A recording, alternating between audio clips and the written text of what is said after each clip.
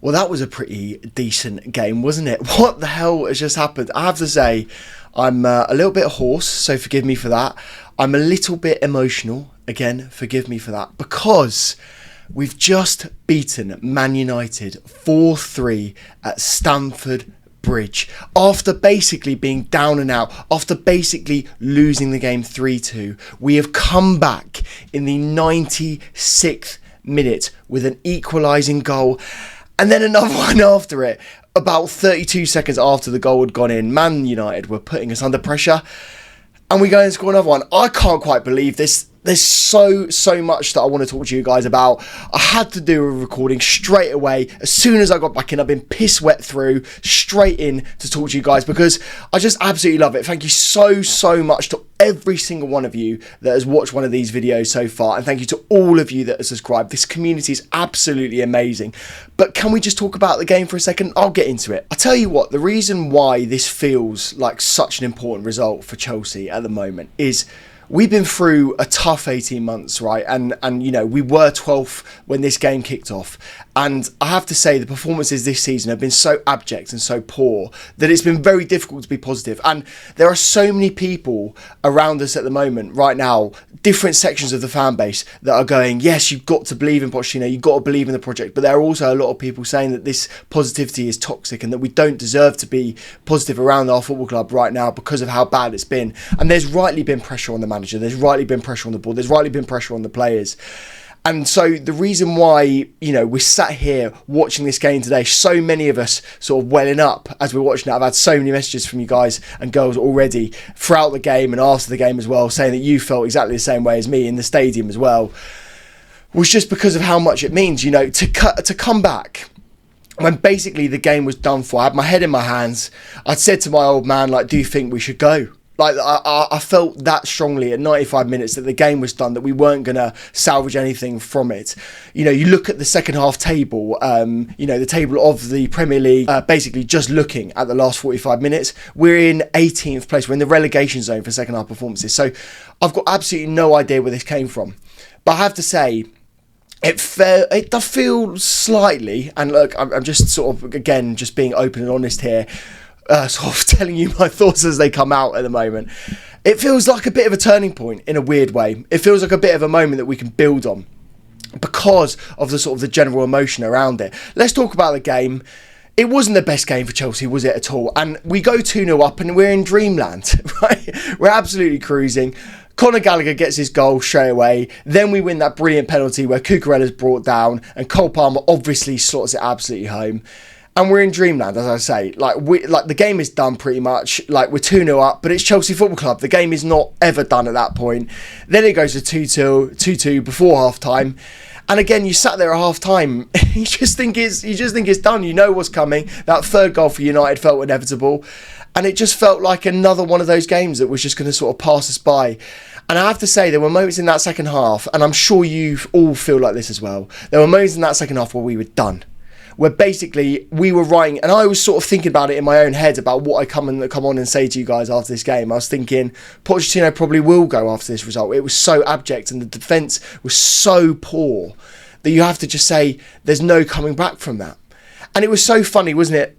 Let's talk about Pochettino for a second. I don't know if this does save him, to be honest with you. I really don't. But he definitely gets to the end of the season, and I think we do make a point of view and a perspective on it. I do personally think if it was my decision, I would probably stick with him. I can understand why the board members want to look at it in more detail. I completely get that. But there was a moment that I was sat there in the East Upper where I sit at Stamford Bridge, and I was looking down and I saw Pochettino after the game. He was there in front of me, right in front of the dugouts, cheering us on, raising the atmosphere up and celebrating like I've never seen him celebrate before. Definitely not at Chelsea. He cared so much about that moment, and you felt the sense of relief from him. You felt the weight of the world come off his shoulders in that moment, and you felt as if he was enjoying it in a way that I haven't really seen him enjoy it at our football club so far. So just even from the motivation that he's going to be able to give the players going forward now, it just feels different. And look, to be honest with you, like, there were still mistakes. There were late substitutions, and Noni coming on in the 87th minute, it just felt too late. It just felt like the last roll of the dice. And even bringing Alfie Gilchrist and Trev on. Again, you can sort of go, yeah, we needed defensive reinforcements. The guys looked absolutely knackered. They were getting run all over the place. The Sassy was making errors, so you can understand why he came off. But Silva's on the bench. And so there are so many moments in that where we can still criticise Pochettino. And yet, I just don't feel like I want to. I really don't after this result. And look, if it had finished 3-2, we would be having a completely different discussion. But it didn't. It finished 4-3. And the man that we have to thank more than any other man on the entire pitch right now is Cole Palmer, isn't it? I'm looking at his stats right now. This guy's a joke. Where the hell have we found this guy, and how have we got so lucky to get him from Man City? We did a video on the kickoff where we're talking about how it was probably one of the worst mistakes that Pep Guardiola has ever had. And in a way, I was laughing a bit at that because, Pep Guardiola doesn't really make mistakes. Maybe he knows something that we all don't know. But this guy's just been a joke. It's 24 goal contributions now. And it's just a ridiculous amount of goals. Like, yes, it's 2 penalties, but that finish for the 4th goal, it just spun my head in a way that I just couldn't contemplate it. I just couldn't wrap my head around it. It was a ridiculous moment. It was a ridiculous shot. He was trying it all game. And in a weird way, something that Pochettino said was completely true. In those moments, Chelsea at the moment just have to give it to Cole Palmer, and we have to hope for a miracle because this guy can do it. Like, he is completely our talisman. He is by far our best player. You just have to respect it. I think he's been absolutely unreal for us, and we are so lucky to have him, because you look at some of the other performances on the pitch and I'm really struggling to pick out any other player that really excelled tonight. I have to say, when Carney came on, I thought he looked really good, and I was chuffed to see him playing, and I hope he gets more game time now. Gallagher had an average game but got his goal, and he cared, and you could see that he was running around, and ultimately that's what we just want to see more of. I thought Trevor, again, you see him come on the pitch and he obviously cared as well. Malo Gusto, imperious as ever, he was absolutely brilliant on the right hand side. Beyond that, there's no one really else that sort of springs to my mind as being an unreal player tonight. I thought Jackson put himself about. Mudryk again was doing what he usually does, but was fairly anonymous tonight. And so, you can really just say Cole Palmer, man of the match by an absolute mile. I mean, let's be honest.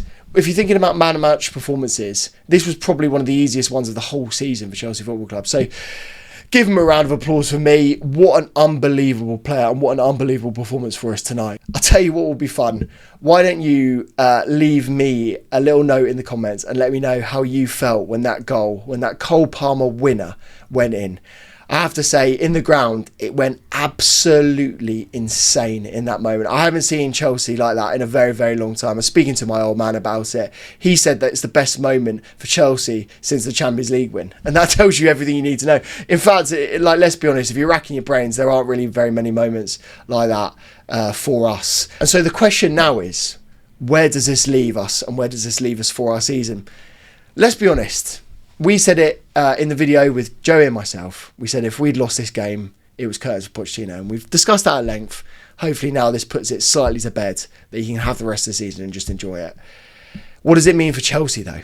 Well, we're now only 5 points behind Man United. We've got a game in hand over them. That's 6th place. We're only 2 points behind West Ham with a game in hand in 7th place. That's European football.